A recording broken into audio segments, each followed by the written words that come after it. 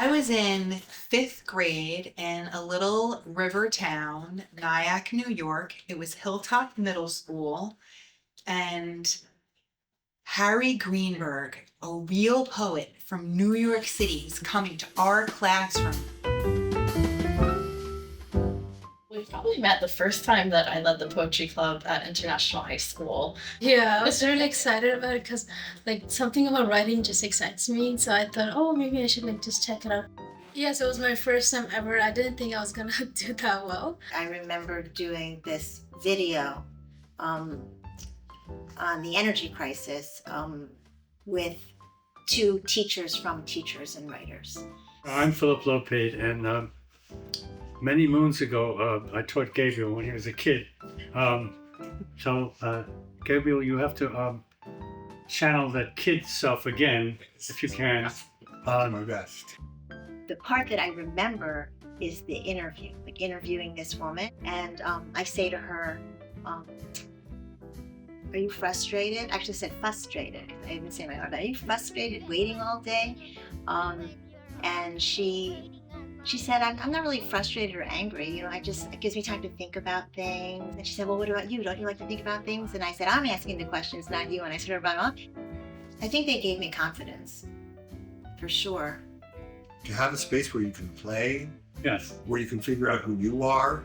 And we were poets. We were free to experiment with language and use all these things. And nothing is wrong in poetry because you have your poetic license. You can put capital letters in the middle of words. You don't have to use punctuation. You can use all punctuation and no words. And it was just mind-blowing to think of this access point that let language be playful, but meaningful and serious and filled with experimentation. My idea was that I would go where the kids were, you know.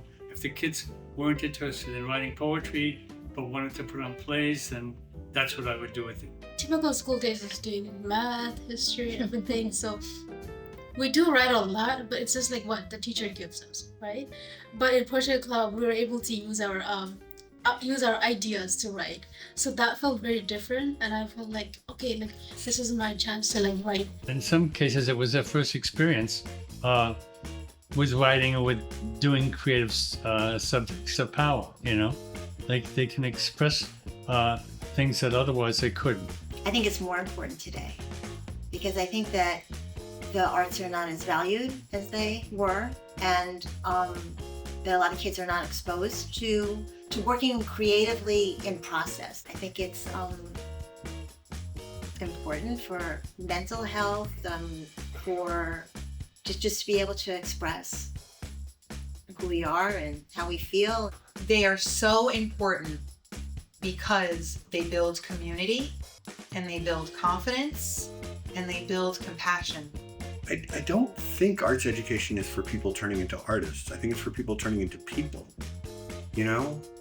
I mean, people turning into confident people who know what they like, who are comfortable playing, who are comfortable being themselves. My students, Samaya included, have had to be really strong in their life, and I see poetry as a way to like really take their emotions and like have a place to put it on the page. What could be more valuable for a child than the opportunity to express themselves?